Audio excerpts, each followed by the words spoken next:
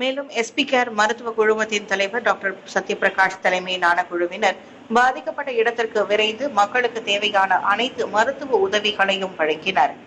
இரு தினங்கள் தமது குழுவினருடன் அங்குள்ள மக்களுக்கு அவர் உதவி வருகிறார். அனைவருக்கும் வணக்கம்.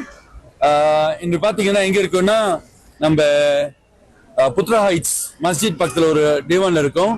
இங்க நடந்து கொண்டது கண்டிப்பா ஒரு வருத்தமான விஷயம். ஆனால் நம்ம மலேசிய சமுதாயத்துல மக்களை பாத்தீங்கன்னா ஒரு ஒத்துமையா எப்படி இங்க எல்லாருமே ஒத்துமையா செஞ்சு செய்யறோம். இதான் ஒரு நல்ல உதாரணம். இதுதான் நம்ம எல்லாமே கடைபிடிக்கணும்.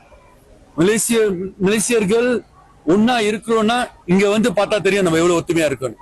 இந்த நேரத்துல கண்டிப்பா எல்லாருக்கும் எல்லா பரம்பரை யூனிஃபார்முக்கும் நான் கண்டிப்பா ஒரு பெரிய நன்றி கூறிவிடுறேன். அதே நேரத்துல நீங்க எடுத்துக்கிட்டீங்கன்னா எல்லாருமே இங்க இருக்கிறாங்க. எல்லாரும் உதவி செய்யணும் தோன்றாங்க. சோ கண்டிப்பா இங்க யாரு அவங்க வீடு ரொம்ப பேருக்கு வீடு ரொம்ப அடிப்படையான அடிப்படையான தேவை வீடு.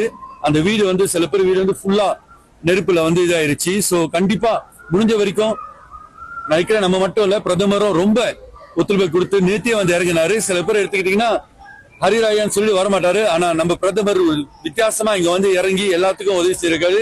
இந்த சார்பாக நினைக்கிறேன் எல்லாரும் சார்பாக அவருக்கும் சரி நம்ம இங்க இருக்க எல்லா குழுவுக்கும் மிக்க நன்றி.